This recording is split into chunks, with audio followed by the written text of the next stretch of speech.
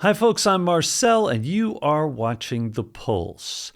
Today I'm going to talk about reaching a target that I wasn't even able to verbalize until recently. It was something very elusive that I wasn't quite able to achieve taking NMN. And I think it's a significant marker of youthfulness, and it has to do with my tennis performance. Now, let me backtrack a bit and refresh everybody. But about 5 years ago, I started playing tennis again because my sons were playing. The instructor would say, hey, why don't you come out here and hit two? I'd hit for 2-3 minutes and I'd be winded. But I reluctantly started saying yes when people would ask if I wanted to play, because they'd see me trying to hit with my son and they'd say, hey, why don't you play with the adults? Why don't you play with the team? There's a very big club culture here, and we're a member of now a couple clubs. One of my sons is a member of 3 clubs because he plays so much, and people would invite me to play. I hated getting out there and playing in the first 2-3 years because nothing was like I remembered it from tennis. I wasn't able to react when the ball would come over. I wasn't able to run the way I used to be able to run. I could hit the ball, but that was pretty much it if it came to be. But if I had to run side to side, I'd lose the point, or my backhand, took a long time, is still taking time to kind of get back to where I remember it. So tennis became, as I started to take NMN and started to make some progress, it became a tool for marking my progress, really a measurement tool, because there's so many aspects of tennis that, require, I write them all down because I try to track these things for my son's progress. And I say, you need the 4 S's. You need speed, strength, stability, and skill. And you got to work on all these different aspects of tennis. So there's a lot to measure. I could be hitting the ball well, but I might not be running well. So NMN helped me significantly improve my tennis. And the most clear thing that I saw was recovery time. Yes, energy was better. I felt some athleticism coming back. It was like weird to me to be out there and have these bursts of energy. So it was kind of strange feeling, familiar, but kind of strange at first. It took a long time to get over that sort of honeymoon period where I began to feel like it was normal, like a new normal, because I was constantly fighting with this renewed energy, but also reluctance to do certain things or make certain movements. And I began to have small injuries, different parts of my body: elbow, wrist, shoulder, neck, leg, lower back, ankle, calves. Like at one time or another over the past 5 years, I've had an injury everywhere. What I think is significant taking NMN is I have not had repeat injuries. This is very rare that I've had the same thing happen twice. Usually it heals, and that's it. The injury doesn't recur. This is counter to what I've seen by the guys that I've been playing against. Playing now for 5 years, I've played against many of the guys, the same guys, over and over again. And I've seen them deal year over year with the same injuries over and over again. Another thing that I've noticed playing the same guys for 4 or 5 years is they're clearly declining. Sadly, but truthfully, they are declining, and I seem to be reverting back to my youthful self on the tennis court. So it's a significant measurement tool for me. It's one thing for me to look in the mirror. It's one thing for me to talk to you, report my progress here. But to run around and play tennis, it's quite a different thing. And to see the results and feel the results on the tennis court, it's been highly motivating. And it encourages me to keep going, to keep working out, to keep improving these different aspects of tennis. Over time, I've noticed more and more something was missing. Something wasn't quite right. Something wasn't youthful in the sense that my reaction time wasn't quite right. My rhythm wasn't quite right. When I would run side to side, I wouldn't kind of get the ball in stride and be able to recover for the next ball in stride. So something wasn't quite right. Something was missing. Disjointed is the best way I can describe the tennis that I was having. 3 great shots, 3 bad shots. Very inconsistent results, both on the court and both in the win column. When this season started, I reported to you guys that I was going to try to win half my matches. This would be a big achievement because over the past 5 years, I probably won a third of my competitive matches. So to win half, at a high level of competition, I play on 2 teams, 55 and over and 60 and over. The 60 and over team I play, there's 4 guys playing on any given day. We have a group of guys to choose from, to pull from, but typically someone's always traveling or someone's injured. So I'm not injured, so I usually get to play. But I play the 3rd or 4th position on the 60 and over team, which is in a pretty high league, so the competition's still pretty strong. The 55 and over team is a little bit lower level, still strong, but lower. And I usually play the 1st or 2nd position on that team based on my ranking. In Germany, it's called an LK ranking, which is starting to go up, fortunately. Now, up until last week, my singles record was 1-3. So I was behind the mark. And I haven't brought up, the results because I've kind of been struggling. I didn't play over the winter. So even though I'm healthy, my competitive chops just haven't been quite there. And then there's this other glue of all of these components of my tennis that something was missing, right? I wasn't able to fluidly play. Then on Saturday, I got out there and I played a great match and I won 6-3, 6-1 against a comparable level of competitor. I mean, the opponent was good. Matter of fact, I didn't stay for the doubles. He played the doubles match against a couple other players and they won. So he was the reason they won. He was a strong player. How I beat him, I was just consistent. Suddenly, I found that thread, that sort of continuity from point to point, and I remained consistent throughout the match. And when he had strong points, I was able to weather the storm, and I was able to win. Now, a month ago, I played a guy in the 60 and over group, and I lost 6-1, something like 6-1, 6-2. And I tried everything against this guy. And it was just very frustrating, very difficult, and I wanted to win. It was my first singles match for this new 16 over team because I qualified this year. I turned 60 December. So I really wanted to make a good impression, and this was my first singles match for them, and I just couldn't compete. I couldn't do anything. Well, this was in a city called Worms. We played the first team. This is a huge club. They have 1,000 players. There's 70 guys to pull from just in the 60 and over men's group. And lo and behold, we played Worms 2. And we just played that team a month ago, and we all got beat. Now I show up to play Worms 2, the second team, which should be lower level players than the first team. And I get the same opponent. Out of 70 guys, I draw this guy. My son is 9 years old. He came with us to this match. My wife's out of town, and my other son's doing a homework project. So I said, come with me. He hit against the wall. He had French fries and soda, stuff he shouldn't eat. But, to kill the time while I went out there and competed singles, and I had to play doubles. I was so apologetic to him because, he's watching his dad play. He's watching his dad try to compete. And I said, look, Nicholas, I can't beat this guy.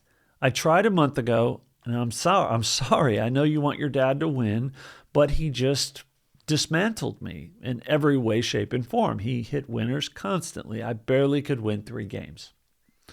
He said, it's okay, don't worry. Just do your best. Good luck. Supportive young son. I apologized to my teammates in advance. I said, I can't believe I have to play the same opponent who already beat me so bad on the other team. Why is this? I was frustrated in advance going into this, just frustrated. So I get out there and he goes up 4-0. And it was just a repeat of what we went through last month. At this point, I'm pretty apathetic. I know I'm going to lose. And he was serving. And I just start ripping the ball. I swing almost as hard as I can, and I hit a winner. Then he served again. I hit another winner. I won that game in 4 swings. I just hit huge winners. I just resigned myself to the fact that he's going to win, so I'm just going to rip as hard as I can and try to win a few points. So I win that game. I won another game. I won a game on my serve. And he ends up winning that set, but it was close. The last couple of games were a battle. He wins 6-2. The second set, the way that this works is you play 2 sets. If it's tied, you play a tiebreak, a 10-point tiebreak as a third set. And the winner of the tiebreak is the winner. So second set starts, and I pick up where I left off in those couple games that I won. And I won 5 games in a row. I'm up 5-0.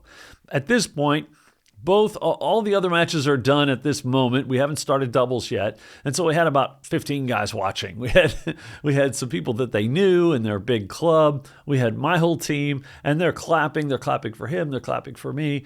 And we're fighting it out. He gets some energy, wins 3 games. I end up winning 6-3 in the second set. So we're on to the tiebreak. I end up winning the tiebreak. I won't belabor this point. It went back and forth, but I ended up winning, being aggressive. But what I realized during this second set was that I had entered in this fluid flow state. So I had found a flow state. And it occurred to me that that was the elusive element that tied everything together. The running, the speed, the skill, the shots, the serve, the return, the decision-making. That became the thread. That was the missing thread for me of everything working together fluidly. And so the way I would define flow state is a state of fluid thought and fluid movement, at least in an athletic sense.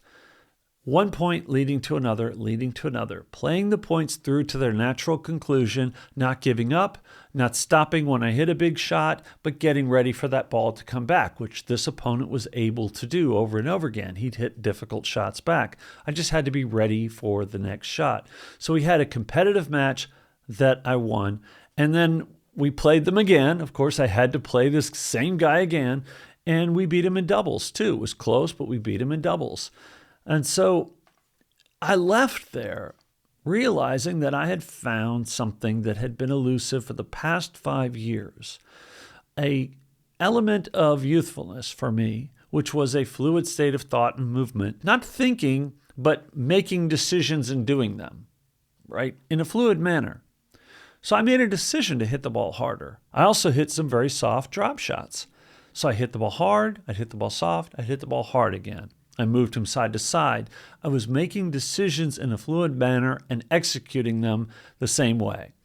And it was working. And this hadn't happened to me in 5 years of playing tennis. Over 100 matches. I hadn't found that. I hadn't been able to achieve that state. For whatever reason, I feel like I'm recovering better and better. I'm playing now 5 times a week. I used to need a week to recover from tennis when I first started, if that, sometimes longer.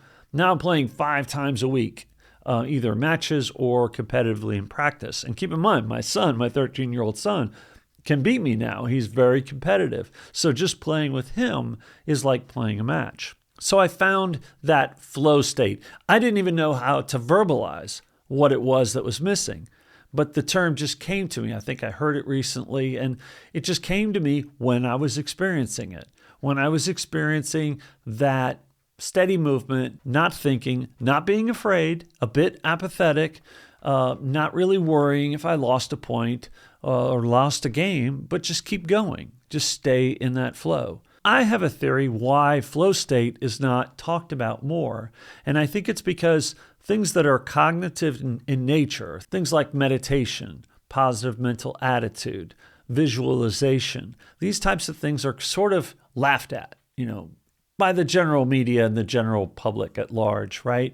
It's kind of considered a sign of weakness when you talk about mental or cognitive strength. It's almost like you're entering a spiritual, you're talking about a religious aspect or a new age aspect of thinking if you're talking about meditation or if you're talking about positive mental attitude. So flow state is sort of, in sports, they don't even say he's in flow state, right? They say he's in the zone.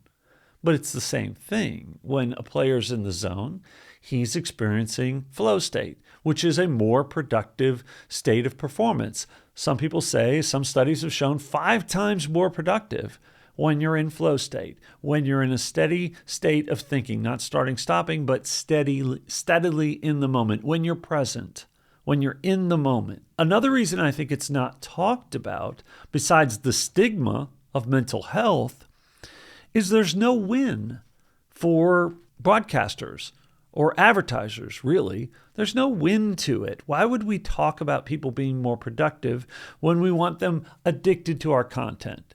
If you think about the divisive nature of politics right now, you have media on both sides of the fence trying to alienate you, trying to polarize you from another side of maybe your line of thinking. I happen to land in the middle. So I'm watching this landscape. It's kind of like a tennis match, right? They're lobbing balls back and forth, firing shots back and forth. And I'm saying, what's in it for these guys? Why is the media dividing everybody? And I think it's to get people addicted to their content so that they can sell you things. What are they selling you? Drugs and food, junk food. And I think that has a lot to do with why mental health, physical health, the kinds of things we talk about in channels like this, longevity, it's just not interesting to the media. It's way more interesting for them to talk about things that divide us than things that we have in common, right? Both sides of the fence are aging. You could be left, you could be right, it doesn't matter. You're experiencing cognitive slowdown. You're experiencing health deterioration, physical deterioration. You're experiencing aging. And it's just not in their benefit and a corporation's benefit to talk about such things. I hope that this inspires some of you and some of you to share stories as well. I'm pretty excited going forward. I'm pretty excited that I found an aspect of my youth that had evaded me for decades, something I haven't been able to tap into for quite a long time, that I've refound it. I've refound, yes, I'm fast. I can run fast. I've shown videos of that here before. I can run for a long time. I can play for a long time. I can hit the ball well. But tying it all together, having that flow state, having that zone, right? Being in the zone, I just haven't felt it, haven't experienced it for decades. So finding that elusive thing and now having a name for it is kind of a big deal for me. And I just thought I'd share that with you guys today. So thanks for watching. I wish you all the best, and I'll see you soon.